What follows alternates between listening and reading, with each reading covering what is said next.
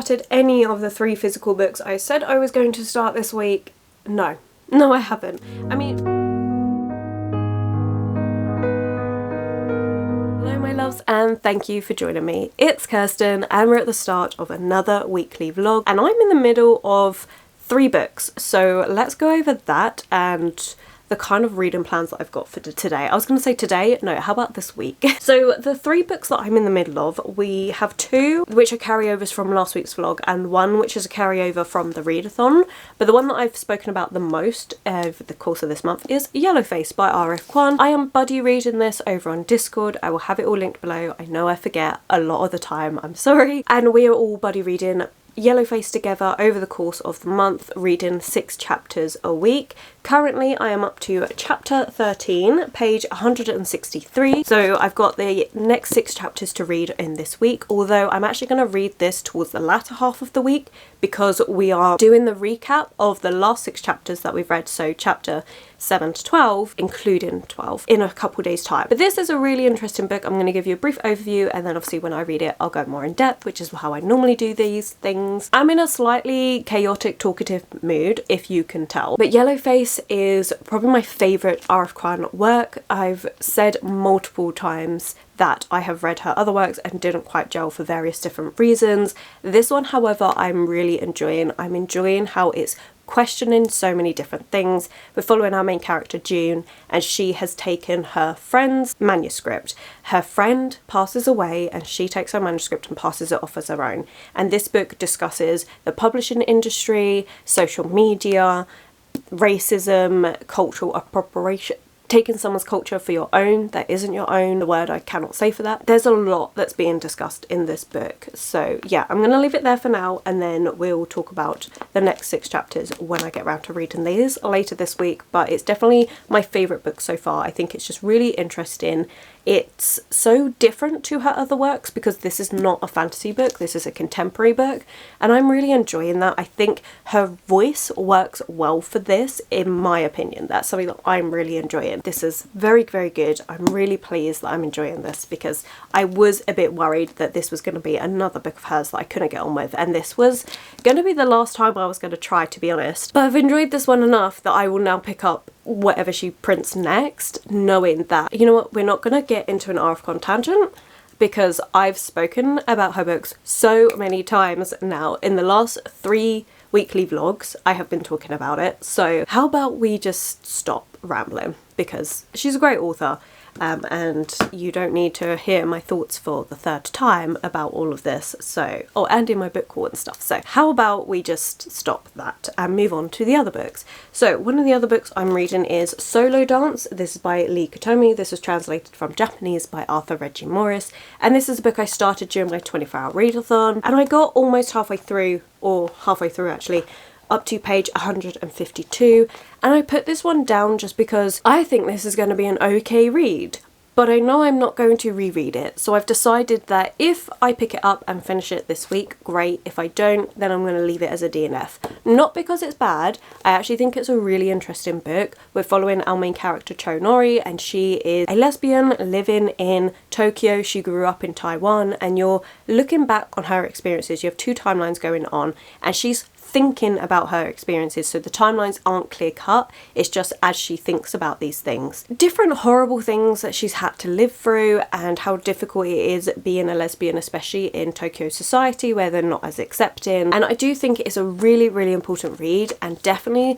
some people are going to read this and connect to it so much. Unfortunately I'm just not, and that could just be because I haven't lived through these experiences, but I do think it's really important to read about different experiences. Wouldn't be a put down because I'm not interested or like not enjoying or I think it's a bad book. It's just, this is a really dark book, like there's some heavy topics in it and I'm not always in the mood to tackle that. But this book is a super easy read. It flies through so quickly, and at the minute we're in journal entries, so it's so easy to read. So I honestly do think that there's going to be a morning or something, because I'm going on to late shifts this week, that I can sit down and just get this read. So I can't imagine there's going to be a reason why I wouldn't get to it unless I get distracted with another book that I then want to prioritise. And then the other book I'm in the middle of is actually a Kindle book, Into the Drowning Deep by Mira Grant, and this is a book about killer mermaids and I'm really loving it. This is a scientific horror.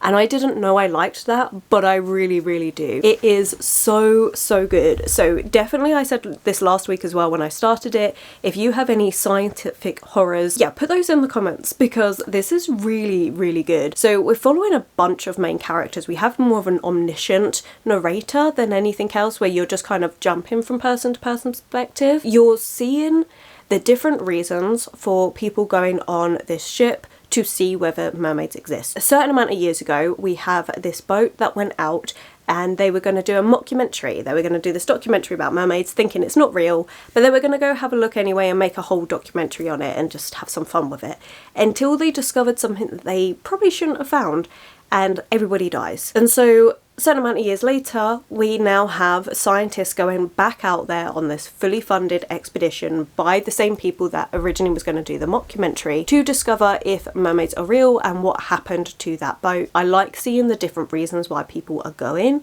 exploring them as different like personalities and stuff like this. Really good. And now we're seeing everything go wrong. Because it is a science-based one, you're learning so much about the ocean. So you're learning a lot about the marine life, the different effects of like climate change on it, and also when they do start interacting with the mermaids, you do get a scientific based view on this. It's really interesting. I'm enjoying this so much because it's so interesting, and it honestly feels like this could be real because it's based in science, and it really does give off very valid reasons as to why this could be a reality, and I'm enjoying it so much. So yeah, I definitely think also reading this in summertime has been perfect. Like that's something I've really been enjoying, is a summer horror, which is weird for me because I don't actually normally like horror books, but I'm feeling it this time. But I think because this one is based in the ocean, it is perfect for how hot it's been here in the UK to then read a book that is a horror book happening in the middle of the ocean. Like it works really well. So yeah, I'm very much enjoying this. I want to get this finished this week. I'm up to part 5 and we're on page 293. I mentioned at the end of last week's vlog how the different parts are actually different zones of the oceanic layer, which again I didn't really know. I mean, it makes sense, but I didn't know that was a thing that they did. And you also get quotes of different things,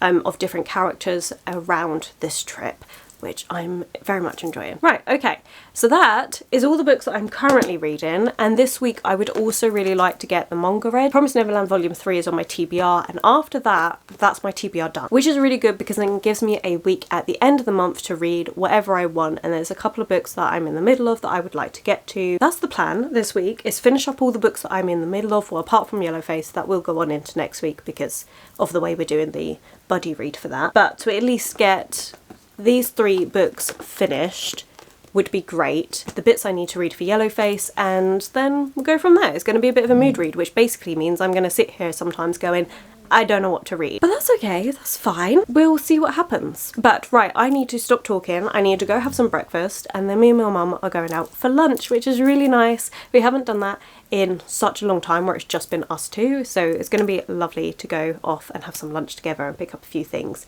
Oh, and then tomorrow I'm seeing a friend from work and we're going to see Shakespeare's Midsummer's Night Dream in theatre, which is absolutely amazing. We're going to the Shakespeare Globe as well, so I'm so excited for that as well. It's going to be a good couple of days, and then I'm back to work. Now we're started, I hope you're all doing really well. Let me know what you've been up to, what you're reading, all the usual things, and I'm gonna go and get some food because my stomach is rumbling.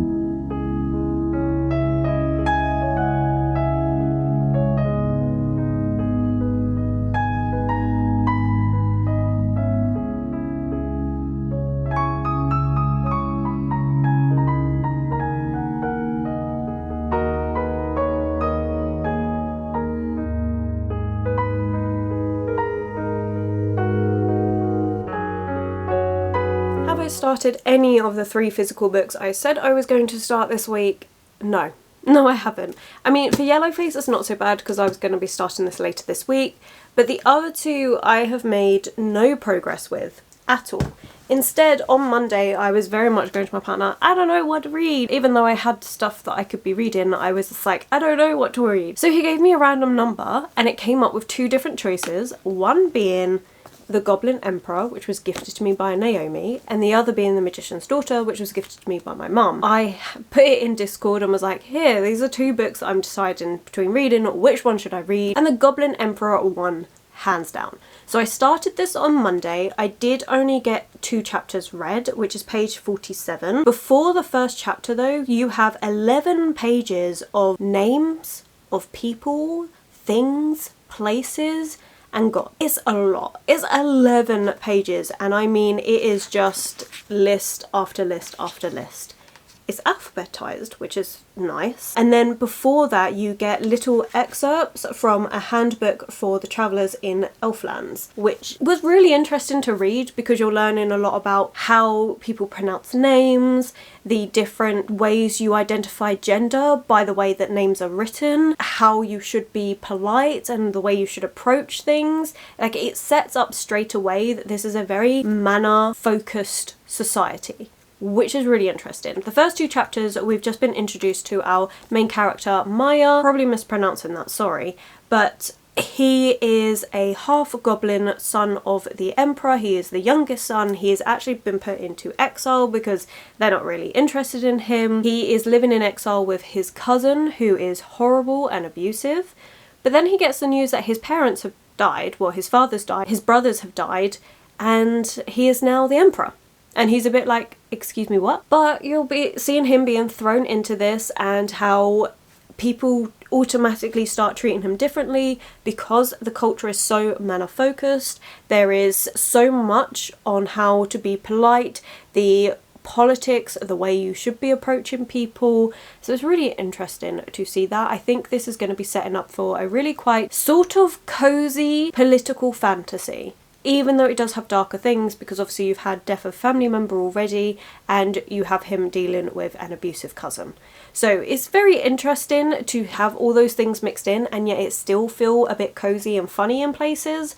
But it seems to be an interesting mix and I really want to get more of this read. I didn't read much over the last couple of days. I've been very busy. It's been a good couple of days, but it has been a busy couple of days. So I'm putting aside this morning before work to sit down and read for a couple of hours. So I would like to make some good progress with The Goblin Emperor and just focus on that and just relax. So that's that plan. The other book that I've been reading is Into the Drowning Deep. I've made a bit more progress with this. I'm now on page 324 and that says it's 80% of the way through the book. This is really good and I'm really enjoying it, but I cannot remember if I've already spoken about what this book is about. We are at the point where the mermaids have indeed been found and things are not going so well. You do have multiple different characters that you're following. It's a bit of an omniscient narrator. You go from point to point. I'm really enjoying it. I'm liking all the tension and the atmosphere that's being built alongside how the scientists are like, whoa, mermaids are real, we're gonna become famous, we can do so much research, it's gonna help so much and all of this,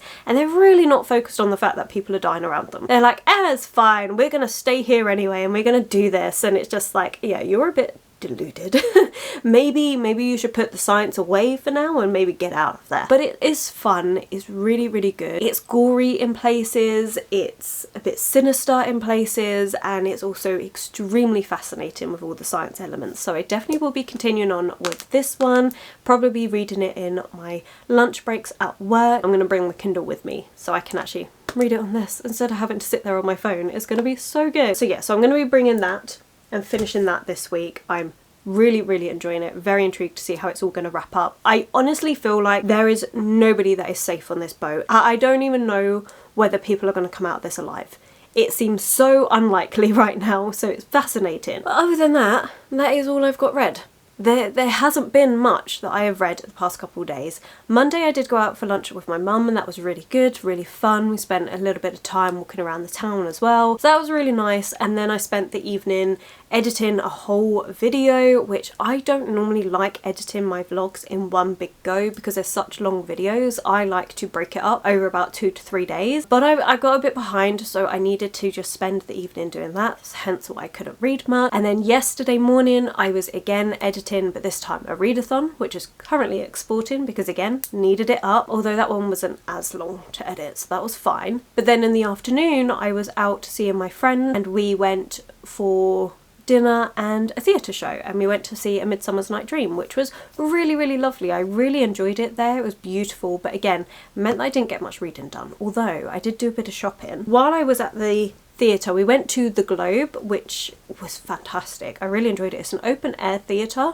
Thankfully it wasn't a really hot evening, so it wasn't too bad, but I did pick up a jumper. I went out in a very short sleeve top and thought that I would be rather cold because it's open air, and I'd forgotten about that. Actually, to be fair, it wasn't too bad because of the way everyone was packed in and stuff, so it warmed up quite nicely. But I was very pleased to have this on the way home. Something wicked this way comes, and that is a quote from Macbeth.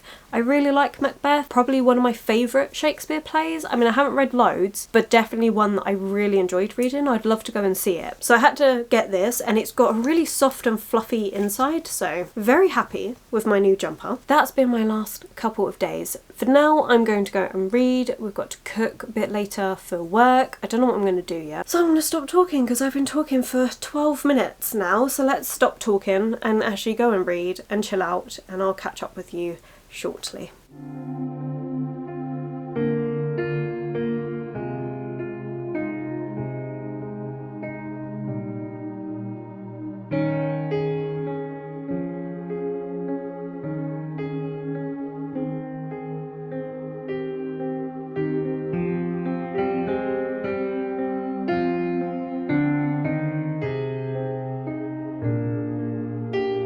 A few reading updates, starting off with the fact that I finished Into the Drowning Deep, and it was fantastic. I loved the ending of this book, which obviously I'm not going to go into because of spoilers, but it was brilliant. It was everything that I wanted it to be, and it worked so well. It was so brilliant. I loved the way Mira Grant had the anticipation build up for the ending, knowing that none of your characters were safe.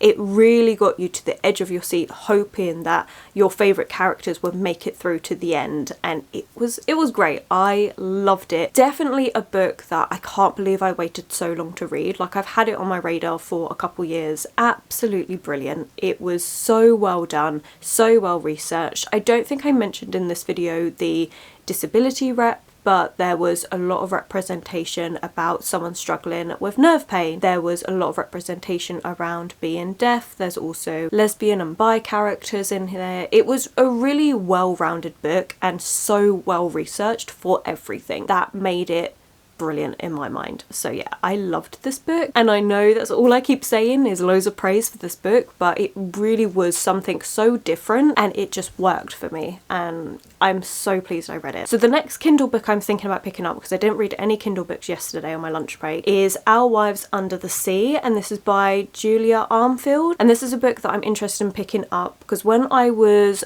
putting up, sometimes what I do, so if I'm deciding between two books, I put it up on my Instagram stories and go, these are the two books I'm deciding between. And when I put up the fact that I was not sure if I wanted to read Into the Drowning Deep or Our Wives Under the Sea, I had Christina message me going, you have to read Our Wives Under the Sea, like you have to. I was like, well, I've actually already started Into the Drowning Deep, but that is going to be the next Kindle book I pick up, so that is what I'm going to read. I don't actually know what this one is about. I have heard really good things. I've heard people say that it's made them terrified of the ocean, but I don't actually know what it's about. The only thing that I do know is that in Jan's Discord, again, I'll have everyone linked below, someone was reading it and they said it felt like a mixture between Into the Drowning Deep and Annihilation. I liked Annihilation. I read that as an audiobook. I really want to get the physical books and like reread it and continue with that trilogy, and obviously I've loved Into the Drowning Deep, so that's all I know about it. We're going to start that one today and see how we get on, but I am very, very intrigued, and honestly, if it is another ocean horror book, I am going to be so happy because, as I've been mentioning, that seems to be a thing that I am loving at the minute, so that's great. Yesterday during my lunch break, I did continue on with my physical read, so I've made quite a bit of progress with this one. I'm now up to page 162. I had to stop in the middle of a chapter, but that's just what happens when you're reading on lunch. And this is really good. It's really readable. I've got 300 pages left, and honestly, I think I could have that done by the end of the week. A book I was hesitant about because I was told there was some really, really difficult names to pronounce in this book. Actually, I find that it's the names of places, yes, but the names of people are a lot easier to say. Like, it's not that bad at all. This book, nothing's really happening, in all honesty. We're following Maya as he is learning to become emperor, dealing with all the politics of it all, but there is nothing happening in it. Like, it's not an action-driven book. This is very much a political book, and so you see him contemplating every little decision he makes, having to weigh up the political fallout for something so simple as how he dresses. That's really, really interesting. I like it for that, and I think because of the way it's done with no real plot, it kind of falls into like a cozy fantasy for me, even though it's a lot more political heavy. And yes, there are darker topics in the fact that his family died, which I think I've said all of this, but it does really feel a bit more cozy because nothing's really happening. I don't know if I'm doing a great job of explaining that. The biggest plot line that we have in this book is that Maya's trying to investigate what happened to his father and brothers to make it so that he was now emperor. And then you're seeing him deal with other courtiers who don't really want him as emperor because of the fact he is part goblin. It's just really interesting. I'm really, really enjoying this book, and I love seeing the internal struggles that our main character is dealing with, realizing how alone he now is because he's emperor, and also the fact that people now expect him to get married and he's like, I'm 18, like, I'm not doing this all straight away. It's really good. I love seeing how he also wants to try and set himself aside and be different to his father, and like his care for everyone, and being told off because they're like, but we're not your equals, you cannot treat us as equals. Other people will see that as jealousy, and we're servants, and he's like, no, but you're not servants, and just because you're servants doesn't mean I should treat you with disdain and stuff. And they're like, but that's the way it is. And so he's very much trying to change things and do things, but at the same time finding it really hard because he's constantly being told, no, that's not the way to do things. So I'm really enjoying it. This is definitely the sort of fantasy book that I like. I really love political fantasy, and this has more of like a cozier feel and setting to it that I'm really enjoying. So I'm looking forward to reading more of this. So that's it. That's the reading updates. I'm really enjoying it. I still haven't started Yellowface, although we did start discussing the last 6 chapters. I should pick that up soon. I really should start making my way through that, but I'm really enjoying the Goblin Emperor, and I'm liking Yellowface, but some of the last 6 chapters, the way it went, which I did discuss in last week's video, is focusing on like the social media side of things, and we all kind of agreed like it was a good point to discuss, but I don't want it to continue that way. But yeah, I will get back to that one. I think I'm just gonna take a break for this week and read this, and then read the last chunk of that book next week, maybe. I don't know. I haven't fully decided, but I know I'm loving this. And then I thought we would do a quick bit talking about skincare, because I did go to a Korean skincare shop and do a little bit of shopping. It was really good. So I have fallen in with the trend that's going around of Korean skincare, how good it is, and I'm like, okay, well let me give this a try, because skincare is really important. I'm going to show you a couple of things I got. If you're not interested in this, then I apologise, but I love it when people talk about this in their own videos, and seeing as I got a few things, I thought I would just share them. So I actually went there twice. Last week I popped in at the end of the week and picked up some sun cream. Now, I've always been a massive sun cream person. It's just something that I think is so important to have on every single day, regardless of whether it's sunny or not, regardless of whether it's summer or winter. It is so important. And I have personally found that Korean sun cream is the best for on the face. Like, it feels the most lightweight. So a lot of the sun cream that you can get normally in shops, so like Boots or something here in the UK, is a lot thicker, and so that's really good for your body, but for the face I find it a little bit too thick. I tried some sun cream from Thailand when I went there a few months ago, and I fell in love with it. And so then I did some research, found that we have a Korean skincare shop in London, but they're just so good. They're so lightweight. I have two different types because I like to try. I have a Centella Calming Daily Sunscreen and an Aloe Soothing Sun Cream. Both of them are SPF 50+. I mean, I burn easy. Sun cream is my biggest thing. It's always been a big thing for me, but I have recently started doing more skincare, and I mean recently as in a few days, because that's when I picked this up. There's been a few things that I've been wanting to try, which I also picked up. So one of them is some eye gel patches. So I have tried face masks and stuff. Like, my partner loves a good face mask. I don't really like them. I actually really don't like a sheet face mask. I can't get on with it. But then I saw that they do some eye gel patches, so I thought this would be really good to try, and because it's not all over my face, I might prefer it. So I've got those to try, and I'm also trying some serum, and this is from Beauty of Joseon, the Revive serum. I've not used serum. I've been using it for the last couple of days though, and I love it. It makes your face so much more moisturized and hydrated. Absolutely love it. This is really good. I'm loving that at the minute. And then I also picked up some eye cream, because obviously whenever I use my face cream and stuff, I can never really do it round the eyes. So it's quite nice to have a cream that is designed to be soft enough, sensitive enough that I can use it around my eyes. I don't know, I'm really enjoying it. I've kind of changed my skincare routine, and so far I'm loving it. So this is really good. That was a bit of a tangent that you probably didn't need or want, but I like it. And let me know if you're interested in sort of like skincare and things like that, because I'm always on the hunt for more stuff, and I finally took the plunge and actually got myself some products rather than always just looking at it and being like, oh, this would be good to try. It's like, oh, well, let's go and try it. I'm rambling. Well, we don't need that. I actually need to do a couple of thumbnails because I forgot to do a couple of thumbnails for 2 videos. So I'm going to quickly do those, get myself ready, and I've got work later. That's it. That's all the updates. That's everything. Catch up with you soon.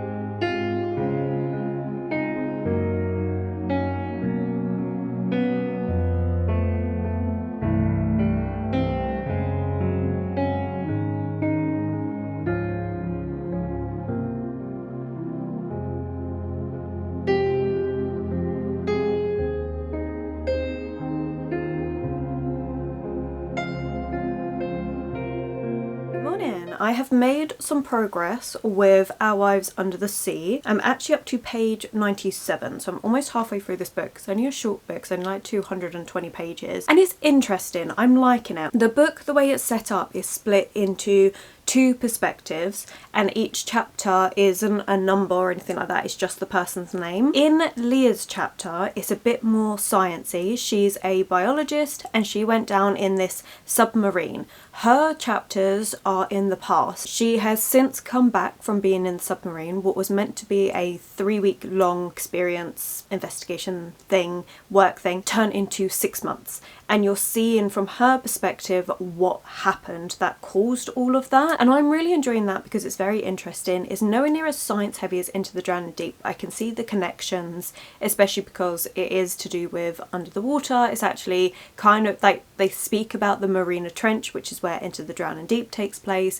It also looks at the different levels of the ocean. It is interesting. There's not as much in the science and biology of other animals. It's not really about that. And then we have our other main character, and she is Leah's wife, and she's dealing with the fact of when Leah's now come back. So from Miri's perspective, you're seeing present day as well as some of the stuff that was leading up to it. So you're seeing like how they met and the things that happened while Leah was gone for the 6 months, and now that she's back, how she's trying to deal with this, because there's a lot of really unusual things that she's just like, this doesn't seem normal. For me, I preferred Into the Drowning Deep. I think that one just itched a very specific itch that I didn't realise I had. This one I'm still enjoying. It's very weird, very unusual, and I'm excited to see where it's going to go, because honestly at this point I couldn't really tell you. It's just a bit of a mystery of what's happened to Leah and what's causing all of these really weird and unusual things to happen to her. That is interesting, but it doesn't have the same kind of level of atmosphere. This one isn't so much horror, I feel. It's just a bit more weird, which isn't a bad thing. Like, I like a weird book. It's just,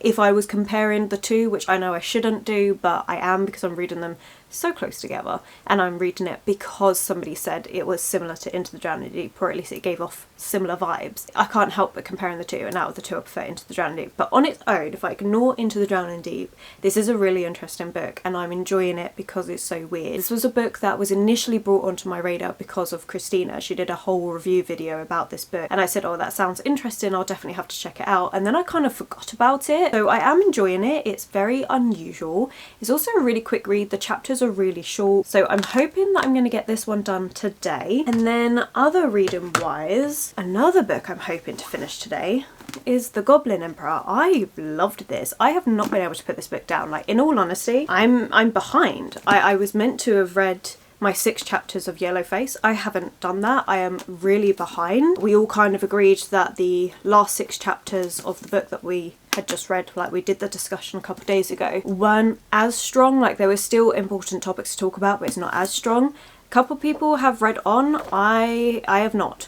I have not got there yet, so I really should be working on this, but I also just want to focus on The Goblin Emperor, so I think I'm just going to do that, and then I'll just finish off this book next week. And obviously the manga I have not read either, so all the plans that I had to actually just finish off my June TBR this week, yeah, hasn't happened, which is frustrating because I'm actually doing my wrap up Tuesday morning. That's when I've got the time to film my wrap up. So should I have gone off the rails with this book this week?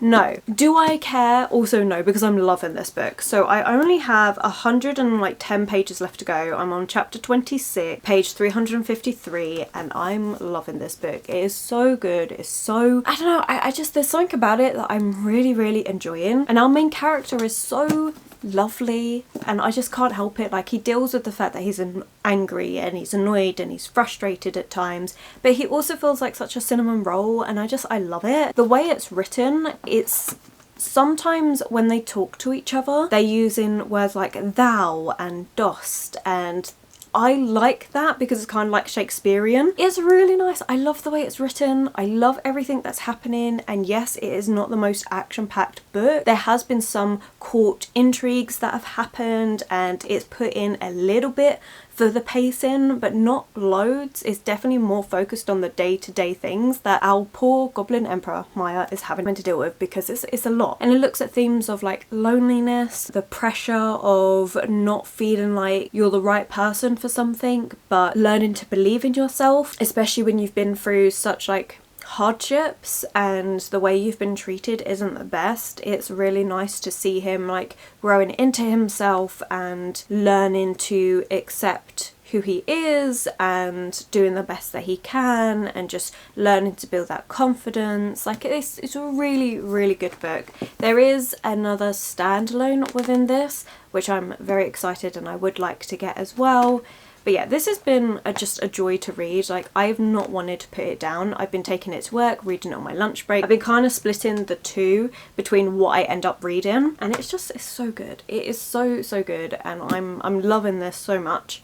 So yeah, I actually feel like these two books are quite a nice little pairing to go together, because we've got a fantasy that's politics but feels cozy with a nice cinnamon roll character, but there's also darker stuff that happens. It's just, it doesn't feel that dark even though the topics are there. Don't know if that makes any sense. I think I've been struggling with that all week, but it's just a weird mix that's just working for me and makes me think cozy. And then kind of like a, you know when I say murder mysteries are cozy? It's like that. They're not cozy because if you think about it, you've got the murder, but there's something about it that I just find really cozy and heartwarming, and I just really enjoy. I'm a weird one, what can I say? But then pairing that with this book, which is more kind of literary fiction with just some weirdness going on, I don't know, I'm liking the combination. So I would love to get both of these done today. That it would be an amazing goal. However, I need to upload a video. I need to start editing this vlog.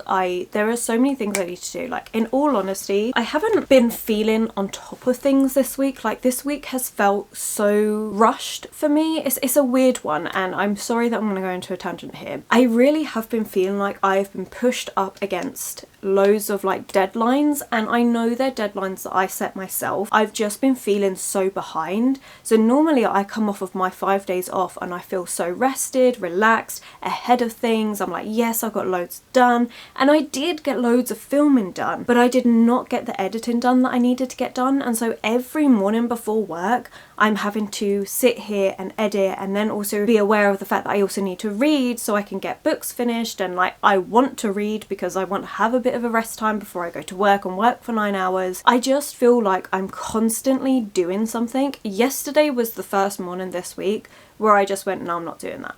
And I'd gone to my partner's the Friday night, stayed at his, he was up earlier, I came here and I went back to bed, and I slept in till like 11:30, and then I got up, I had some breakfast, and I then just went back to bed and was just reading in bed, and that's all I did. And it was lovely.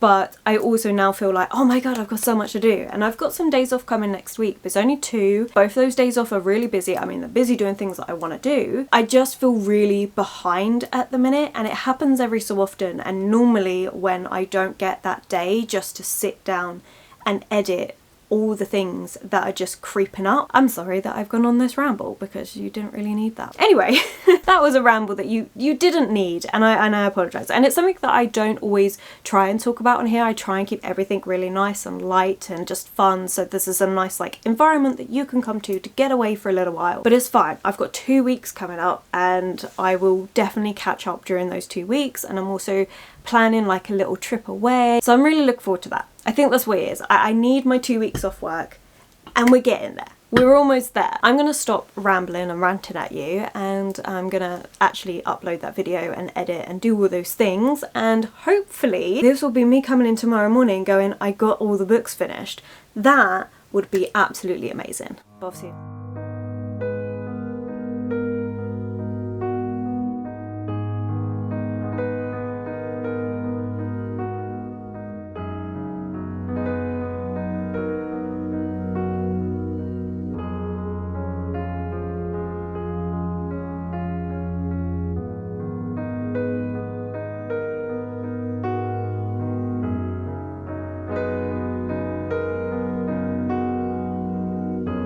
Finished both books that I wanted to finish yesterday. I am really impressed with myself. But let's talk about Our Wives Under the Sea first. I actually messaged Christina when I finished this because she read and loved this book. I found it weird. It was a really odd book. The ending reminded me of Lovecraft's work. Like, I can actually say that Leah's perspective, which is the perspective where you were getting all of the more submarine perspective of it all and a bit more sciencey, nowhere near as heavy as Into the Drowned Deep. I don't actually think Into the Drowned Deep is a fair comparison for this book. Obviously, that's what I went into it expecting, and I was let down a little bit because of that comparison. If somebody had said to me that this is more Lovecraft, then I don't think I would have been anywhere near as disappointed as I would, and I do think it was the expectation going into it that's kind of skewed how I feel about this book, because if I think about it as almost like a modern day Lovecraft work, it was really, really good. And Leah's perspective particularly felt like Lovecraft's work, because in Lovecraft, so I read his collection of short stories. Let me get it, hang on. So I read the Lovecraft Compendium earlier this month, and I did enjoy it, and each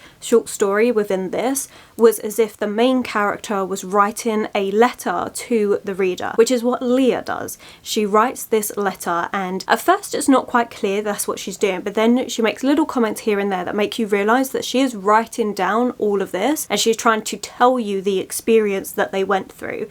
And then at the very end of the book, kind of like mystery, the twist is very Lovecraftian. Like, it really, really felt that way. And so I would actually say that Our Wives Under the Sea is a modern day Lovecraft work, but then you have Mira's point of view, and she brings in grief, dealing with grief, the different ways you deal with grief, of having loss, and really exploring that in many, many different ways. And I thought that was really interesting. The different conversations was had around grief was really interesting, how it's different for every person, and you're seeing her how even though Leah's there, she's not there, and Mira's kind of dealing with the grief of the fact that it's not her Leah anymore. So I think it was very poignant in those parts. If I just get rid of the fact that this book was compared to Into the Drowning Deep, then I did enjoy this book, and I thought it was really interesting, a really good modern day take on a Lovecraft work, and especially because it's ocean based and some of the horrors that are in here are ocean based. I think it works. I think it actually does work as a Lovecraft comparison. Because I went in with that expectation of it being an Into the Drowning Deep book, it didn't deliver on what I was hoping it to deliver, but because if I actually just focus on the fact, like the writing, the story, everything, it was actually really, really good read. I think, again, it works for summer, with all the descriptions of the ocean and stuff, like it works. It is creepy. There are some creepy elements to this book, and I enjoyed all of that. I think it was actually done really well, but also the way like Mira kind of deals with it is kind of like, oh my god, that's really creepy, but she deals with it in such a blasé way. Like, she's so kind of fed up of everything that's going on, and she's so disconnected. And I think, again, because she's dealing with the grief and she doesn't know how to process it all, she is very disconnected to what is happening. That actually leaves a bit of space between you as a reader and the events that are happening, so you're not quite as emotionally impacted by it all, if that makes sense. Which, speaking of Into the Drowning Deep, I obviously finished that book this week, really enjoyed it. You've heard me talking about it heck of a lot over the last 2 vlogs, but it was great. And I stand by what I said, that it's opened up a genre of book that I would never have been interested in before. Like, I genuinely thought it wasn't for me, and this really opened it. And to be fair, even Our Wives Under the Sea, as much as Christina brought it to my attention a few months ago, it was a book I always kept putting off. It's like, I'll get to it eventually and stuff, and I never really thought about it until Into the Drowning Deep. And so it was only because of reading Into the Drowning Deep and how much I've enjoyed it that I actually finally got around to picking up Our Wives Under the Sea, because it probably would have been one that I meant to read but put off for ages, absolutely ages, until I just forgot about it. I'm really pleased that Into the Drowning Deep has opened up this genre for me so that I can pick up books I otherwise wouldn't have. And I did think both of the ebooks this week have been really good, really enjoyable. I might take a bit of a break from ebooks for a day or two, because I like reading ebooks, but reading a lot of them back to back I find a little bit overwhelming, so, which is weird because I don't feel that way with physical books at all. But I think I might take a couple day break from the ebook. But that does bring us to the physical book I read for the week, and I only read the one, but it was one I really enjoyed, as you know, and that's The Goblin Emperor, and I finished up the last 100 pages before I went to work, so that was fantastic. I really enjoyed this. It kind of wrapped up in the same way the whole book was kind of going along, but it was really nice. Like I say, there wasn't anything high stakes. There was a couple of things happening towards the end of it to give it like the illusion of more stakes and a bit more fast pacing, but it wasn't actually high stakes. Like, it wasn't anything that felt high stakes. It still felt like a low stake, cozy fantasy, even though there was darker things, which I know I've repeated so many times, and I apologise for it, but I really, really enjoyed this one, and I like the way it ended and the more hopeful note to it all, and just finding that Maya has, I'm really sure I'm pronouncing that incorrectly, but that our main character has come into himself, and he may not be like fully confident in his abilities and stuff, but just seeing the connections that are starting to be made, and knowing that this takes place over a few months, that it does take time to settle into things, and that's okay, and it's okay to ask questions, and it's okay to feel a little bit lost, and him dealing with loneliness and the way that that starts slowly to get resolved. Like, I really, really enjoyed this book. It was absolutely lovely. Would I say it's a brand new favourite? Probably not, but this is definitely going to be one where I need a slower but happier read that's still got a lot of interest with politics. This is going to be the book that I go for, so it definitely be one that I would reread. So I feel like this is a comfort read. There we go, found the word that I'm looking for. It's going to be a new comfort read. 3 books finished this week, 2 ebooks and 1 physical book. Not a bad week at all. So I am going to leave it here. I hope you've enjoyed this vlog. Thank you so much for watching. I think if you've made it this far, then let's put, there's loads of like, oh, there's like little daggers